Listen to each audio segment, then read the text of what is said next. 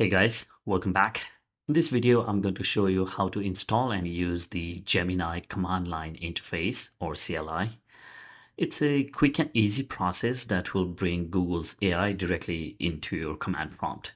Now, you might have used Gemini on the web or through its app, so why would you want to use command line tool? The biggest reason are speed and automation. If you are a developer or power user who lives in the terminal, the CLI is much faster than switching to a browser. More importantly, you can integrate Gemini directly into your scripts and workflows. You can pipe the contents of a file directly into Gemini to get a summary, ask it to generate code snippets on the fly, or automate repetitive tasks. It's an incredibly efficient way to work. So if you're ready to bring the power of Gemini into your terminal, let's get started with the first step. If you are planning to use Gemini, the basic things you need are a Google account, obviously, and Node.js and NPM installed on your computer. If you don't have it, you can go to nodejs.org and then just go to downloads and just install, LTS version or a current version, whichever you want to, and the installation wizard should, guide you through the whole process. I already have it installed, so I'm not gonna do it, but it's not that complicated. The Gemini doc does mention the minimum version of Node.js it needs. It's expecting Node version 20 or higher, which means if you do something like Node, I have 22.17, which is enough. So that's how you confirm if your computer is ready to use Gemini CLI. Now, once you have Node.js and NPM, what you can do is just install the Gemini CLI globally on your computer. To do that, you just copy this command and this paste it here. This is npm install -g is to tell your npm that it needs to install this package globally instead of a current directory. So you just do this, and all right, we have it installed. To check if you have access to Gemini, just type in Gemini and then hit enter.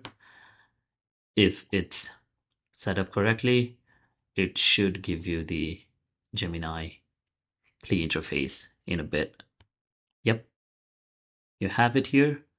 Yeah, there are a few ways to configure your Gemini CLI to be used in your PC. In this video, I'm gonna show you how to use Gemini API key.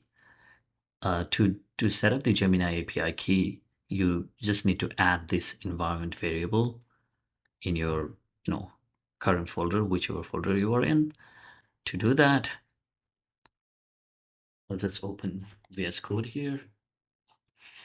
You create a .env file, and in there you add this key, and for the key itself, you go to your AI Studio, Google AI Studio interface. You click on Get API Key.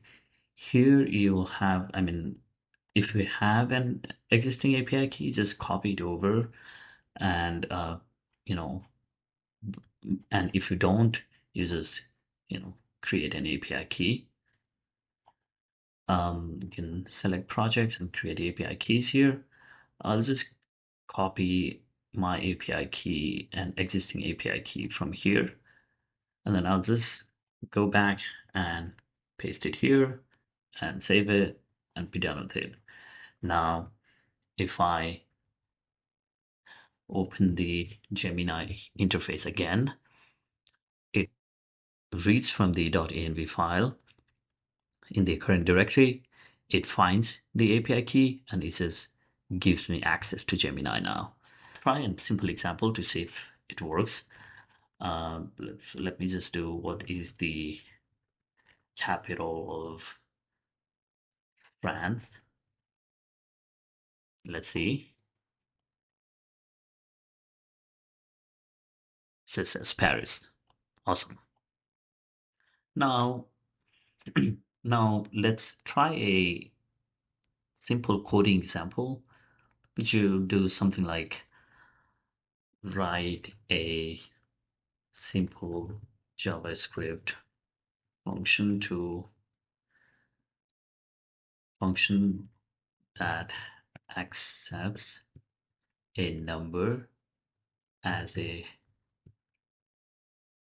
parameter and returns true or false true or false based on whether the number is a palindrome.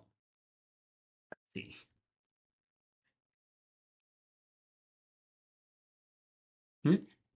Say function is palindrome reverse. Yep, sounds about right.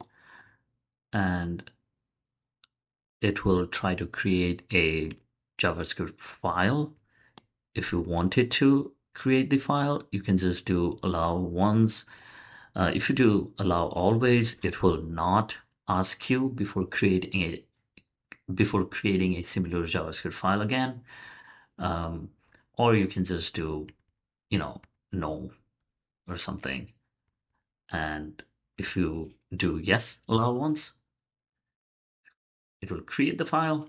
And if you go to your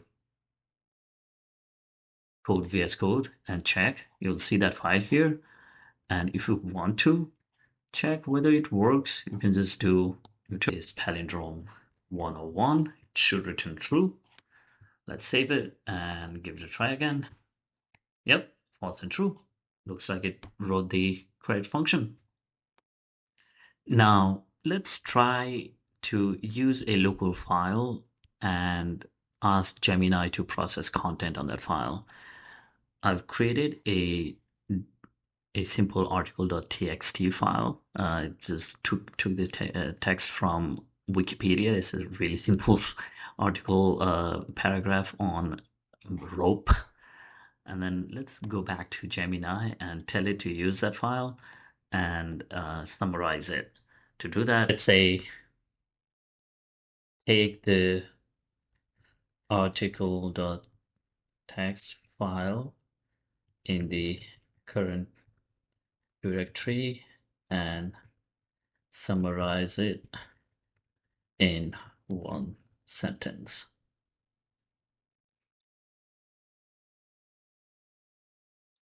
Read it, and yeah, it summarized the article.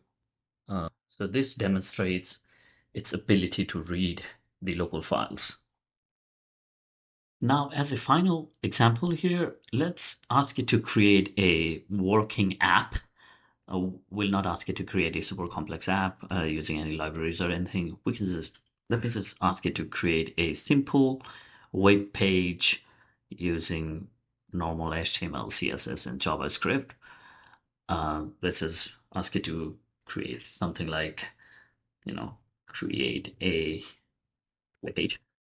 Object will be current directory. The web page should be a simple but attractive and responsive portfolio page for a software engineer. The project should have an index.html, a script.js, and a download file. Put all these files in a directory named portfolio. All right, let's give it a try.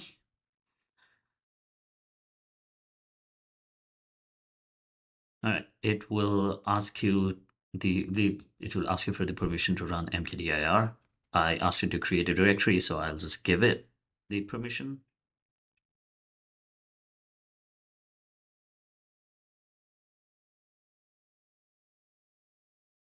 Okay, it says it's creating an index.html and asking for my permission to create that file. I'll allow it, and then it created a CSS file. Same thing, I'll allow it, and same for JavaScript file. Now I'll just allow it. Awesome. It says it's created the project. Let's go back to our VS Code. There's a portfolio folder. There's an index HTML file, script, and CSS. The HTML file is using the style.css file. And if we look down here, it is using script.js file. Let's see how the web page itself looks.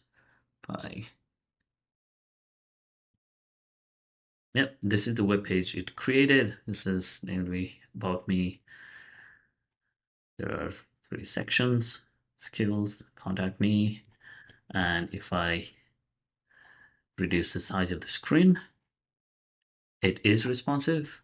Give me a simple menu for responsive menu, responsive cards, and the menu is like, yep. As you can see, it did a pretty good job. Now you could like give it instructions to create a very stylized page, and it would do that. I asked it to create a very simple portfolio page. So yeah, as you saw in these examples, the CLI provides you the capabilities that the normal web or app interfaces don't. For example, we interacted with the local file system, read files from it, created new files on it, created whole new projects. If you were doing the same things in the Gemini web interface, you would just, have to copy over the code, create your file, get all the setup instructions and everything, and run it manually on your computer. Using CLI, you save all of that effort.